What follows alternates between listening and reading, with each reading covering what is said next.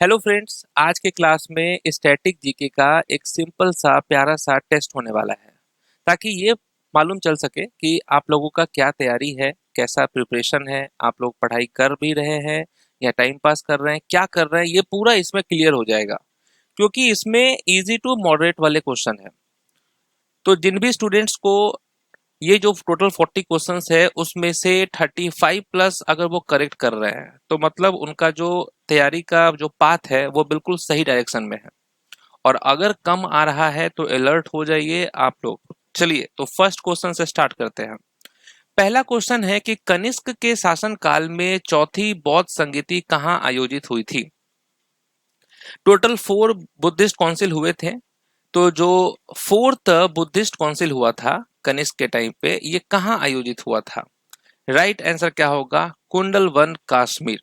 तो जिनका भी ऑप्शन नंबर सी है वो करेक्ट है उनका। नेक्स्ट है कि दीने इलाही धर्म स्वीकार करने वाले एकमात्र हिंदू कौन थे। राजा टोडरमल, बिरबल, मानसिंह या तानसेन। तो दीने इलाही जो कि अकबर के द्वारा शुरू की गई थी, वो स्वीकार करने वाले एकमात्र हिंदू कौन थे, बिरबल, है ना। Birbal is the right answer. Next है किताब उल हिंद पुस्तक के लेखक कौन है। किसकी बुक है किताब उल हिंद। बहुत ही सिंपल क्वेश्चन है।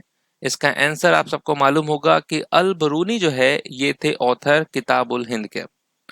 स्वतंत्र भारत के पहले भारतीय गवर्नर जनरल कौन थे। Who was the first Indian governor general of independent India. तो पहले भारतीय गवर्नर जनरल का नाम था सी राजा गोपालचारी। प्रसिद्ध शास्त्रीय नृत्य सत्रिया किस राज्य से संबंधित है। सबसे लास्ट में यही क्लासिकल डांस ऐड हुआ था सत्रिया, और ये किस राज्य का है, तो ये असम राज्य का क्लासिकल डांस है। विजयनगर साम्राज्य के अवशेष किस नदी के तट पर स्थित हैं। तो किस नदी के तट पर स्थित है विजयनगर साम्राज्य के अवशेष, तो राइट आंसर होगा तुंगभद्रा। अष्टध्यायी नामक प्रसिद्ध संस्कृत व्याकरण ग्रंथ के लेखक कौन है। कौन है इस बुक के लेखक, इनका नाम क्या है, अष्टध्यायी के ऑथर का नाम। तो करेक्ट आंसर होगा पाणिनि। खजुराहो के मंदिरों का निर्माण किस वंश के शासकों ने करवाया था। किस वंश के शासकों ने करवाया था खजुराहो के मंदिर का निर्माण। करेक्ट आंसर चंदेल वंश। 1916 के लखनऊ समझौते की अध्यक्षता किसने की थी। तो लखनऊ पैक्ट जो है ये 1916 में हुआ था, और प्रेसिडेंट कौन थे, अंबिका चरण मजूमदार। अजंता की गुफाओं की चित्रकला मुख्यतः किस धर्म से प्रेरित है। The paintings of Ajanta caves are mainly inspired by which religion. किस धर्म से प्रेरित है, बौद्ध धर्म से। राइट आंसर बौद्ध धर्म होगा। भारत का सबसे पुराना राष्ट्रीय उद्यान यानी नेशनल पार्क कौन सा है। Oldest national park in India, वो है आपका Jim Corbett national park. Kaziranga national park जो कि यूनेस्को की सूची में भी शामिल है, और ये आपका असम में है। गिर नेशनल पार्क गुजरात में है। रणथंबोर नेशनल पार्क राजस्थान में है। कावेरी नदी का उद्गम किस पहाड़ी से होता है। The Kaveri river originates from which hill. तो किस पहाड़ी से होता है, क्या होगा करेक्ट आंसर, तो आप कहेंगे ब्रह्मगिरी हिल्स। राइट आंसर क्या होगा, ब्रह्मगिरी हिल्स। कौन सा दर्रा कश्मीर को लेह से जोड़ता है। विच पास कनेक्ट श्रीनगर विथ लेह। तो ये कौन सा पास है, करेक्ट आंसर होगा जोजिला पास। जोजिला पास जो कि श्रीनगर को किससे जोड़ता है, लेह से। भारत की सबसे बड़ी खारे पानी की झील कौन सी है।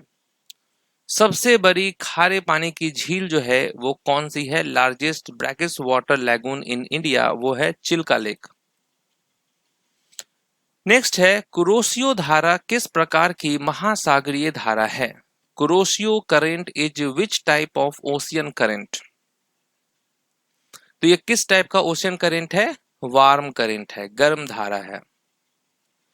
दिहांग नदी किस नदी का उपनाम मुख्य भाग मानी जाती है। Dihang is another name major tributary associated with which river. तो राइट आंसर क्या होगा, ब्रह्मपुत्र। भारत में पीली क्रांति के उत्पादन से संबंधित कौन सा है? किसके उत्पादन से संबंधित है भारत में पीली क्रांति? Yellow revolution. Yellow revolution related है ऑयल सीड से। नेक्स्ट है अमराबाद टाइगर रिजर्व किस राज्य में स्थित है? Amrabad tiger reserve is located in which state? Correct answer Telangana. पृथ्वी की परत में सबसे अधिक मात्रा में पाया जाने वाला धातु कौन सा है? Which is the most abundant metal in the earth crust?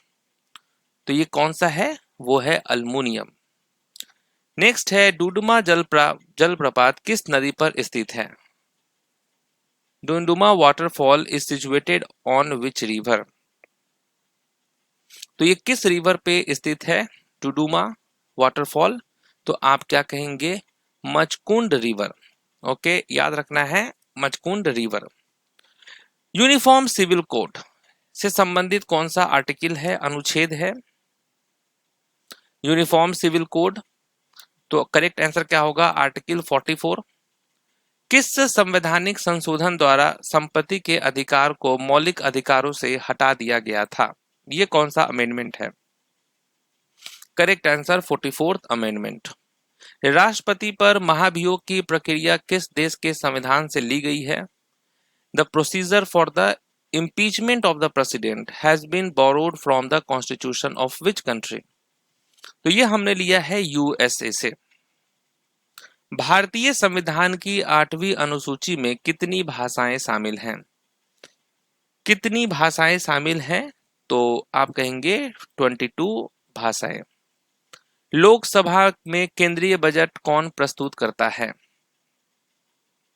केंद्रीय बजट जो है वो कौन प्रस्तुत करता है? वित्त मंत्री, फाइनेंस मिनिस्टर।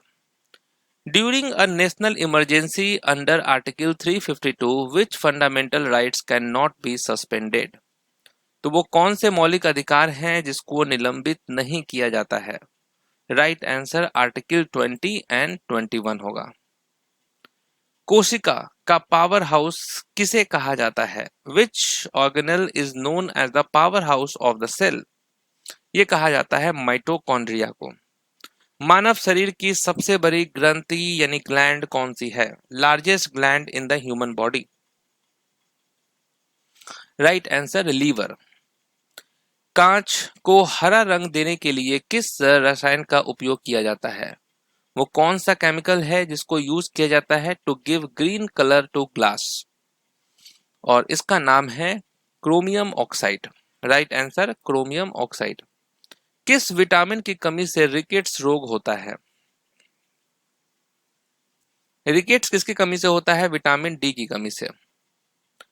मानव रक्त यानी ब्लड का जो पीएच मान है वो कितना होता है? What is the normal pH value of human blood? Right answer 7.4। Computer में रैम का पूर्ण रूप क्या है? Full form of RAM. RAM का फुल फॉर्म क्या होता है? Random access memory. डीएनए का डबल हेलिक्स मॉडल किसने दिया था? Who propose the double helix model of DNA? इनका नाम है Watson and Crick. Watson and Crick. भारत में योजना आयोग यानी प्लानिंग कमीशन की स्थापना किस वर्ष हुई थी?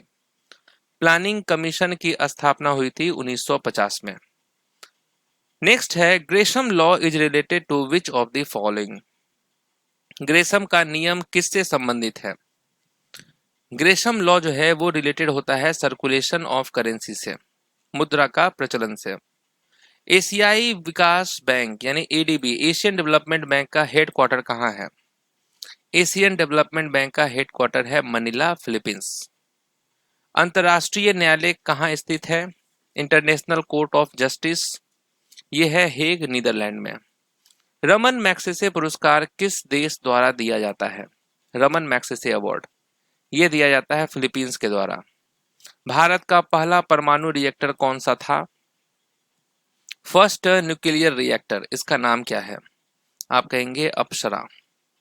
द व्हाइट टाइगर पुस्तक के लेखक कौन है? व्हाइट टाइगर पुस्तक के ऑथर का नाम है अरविंद अडिगा। तो देखिए यहाँ पर टोटल आप लोगों का हुआ है 40 क्वेश्चन, और आप क्वेश्चन देखकर समझ गए होंगे एकदम इजी टू मॉडरेट लेवल है। तो ऐसे क्वेश्चन में आपसे उम्मीद तो किया ही जा सकता है कि आप लोगों का स्कोर 35 प्लस होगा। मैंने ऐसे ही सिंपली आप लोगों का टेस्ट एक लिया था देखने के लिए कि कैसा क्या तैयारी चल रहा है। तो कमेंट करके जरूर आप बताना कि आपका स्कोर कितना आया है। मिलते हैं नेक्स्ट टॉपिक में, तब तक के लिए ऑल द बेस्ट।